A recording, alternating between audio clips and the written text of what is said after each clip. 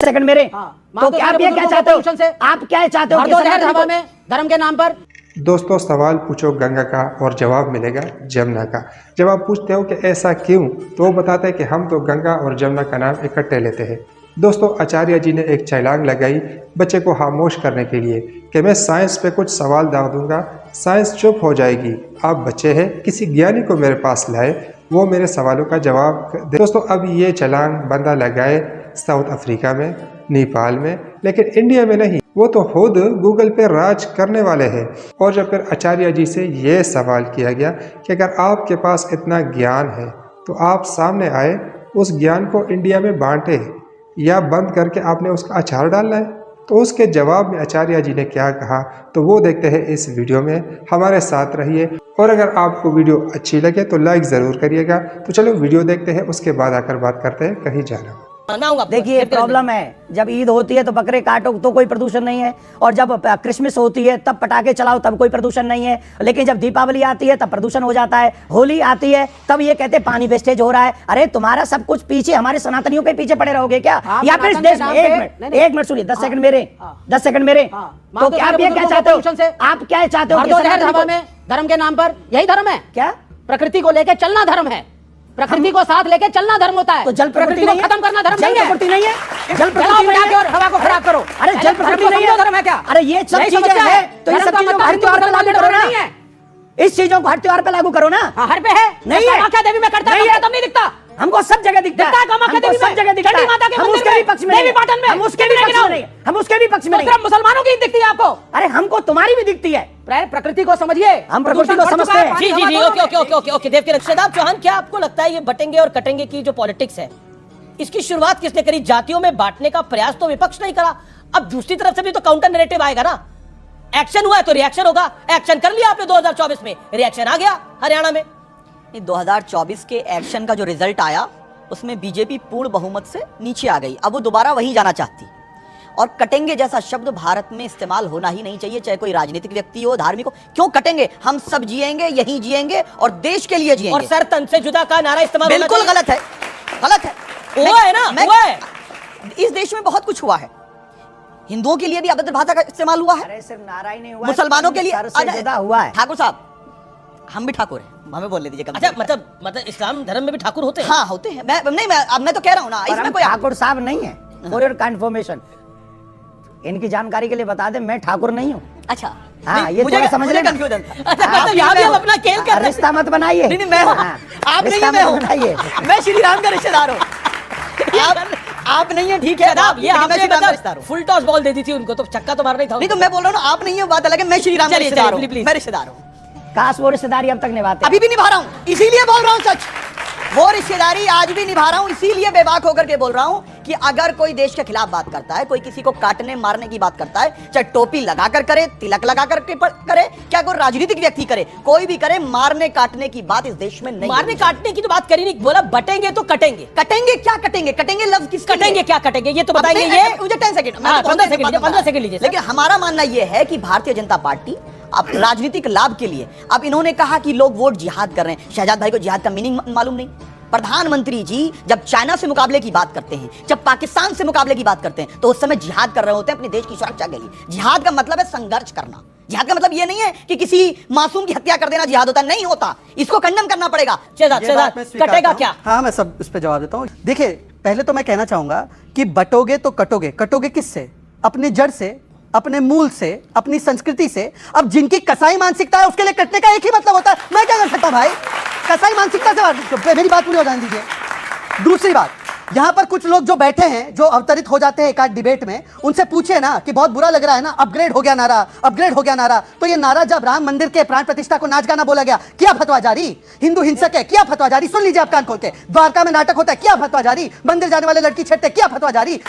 अमित जी, इसका जवाब मैं दूंगा। कान खोल के सुनिए। जब ओसामा बिन लादेन जैसे, अल-कायदा जैसे लोग जिहाद बोलकर आतंकवादी हमले करते, जो जिहाद का मतलब समझाते, कितने आपने फतवे जारी किए और कहा यह जिहाद नहीं होता। अभी विवेक जी ने बोला कि प्रकृति के साथ जुड़ना चाहिए, महाराज जी को बोल रहे थे।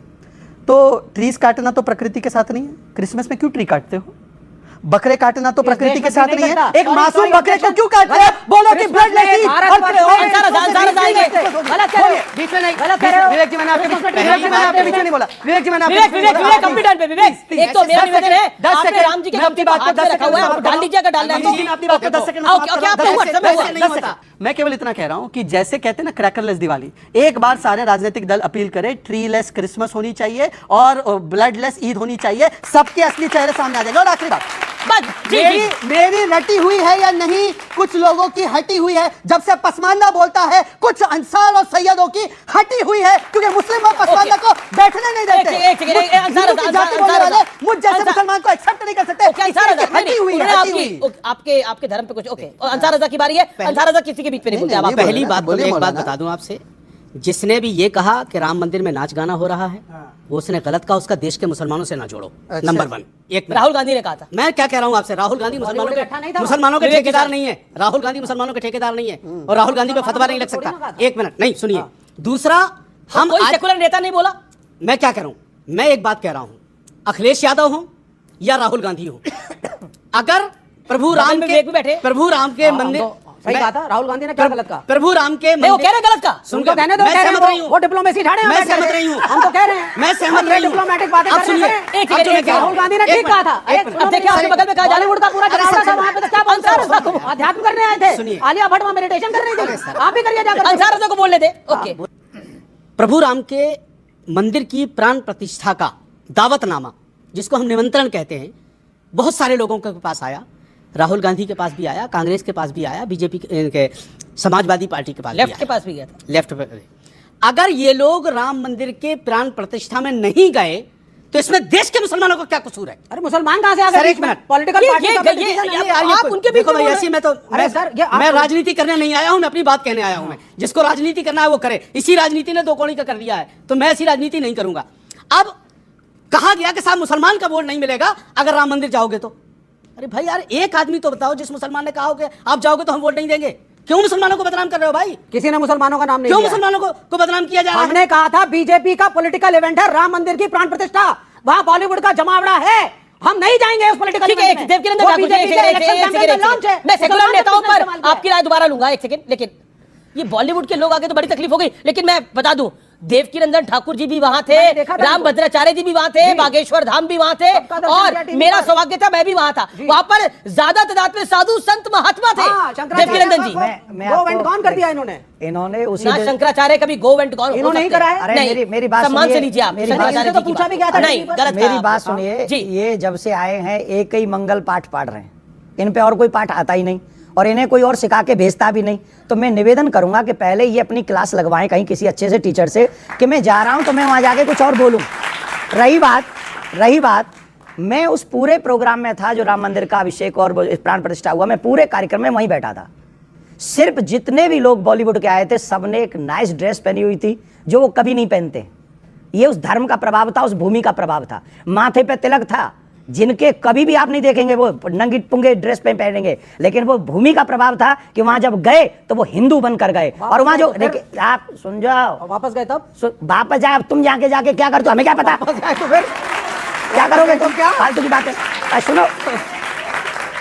और वहां जितने भी सिंगिंग कर रहे थे लोग, उन्होंने सबने भगवान के ही भजन बिल्कुल, गाए। बिल्कुल गाए। और ये आप सबने अपने चैनलों पे देखा था। तो वो राम मंदिर के उत्सव को बदनाम ना करें, आपकी मानसिकता चाहे जो भी हो, लेकिन सनातन को बदनाम आप मत करिए टीवी चैनलों पर बैठकर। ये सनातन इस देश की पहचान है, आप इसे बदनाम करने का प्रयास नहीं कर करोगे, रहे। आई प्रॉमिस यू, आपके आई political- प्रॉमिस यू, हम politics आई को प्रॉमिस यू, आपकी पहचान इस देश से मिट जाएगी। ओके, सनातन इस देश की पहचान है।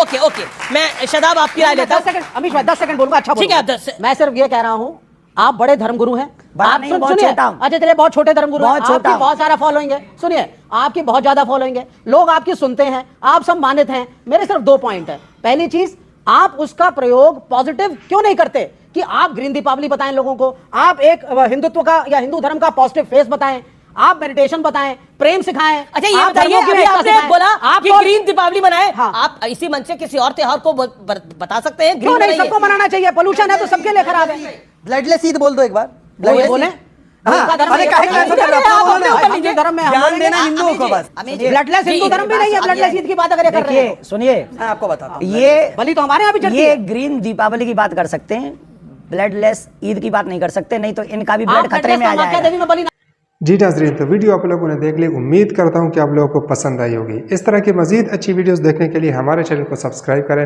और बेल आइकन का बटन ज़रूर दबाएं ताकि हमारी हर नई आने वाली वीडियो आप तक टाइम से पहुंच सके। अपना बहुत सारा ख्याल दुआओं में याद रखिए। अल्लाह हाफ़िज़।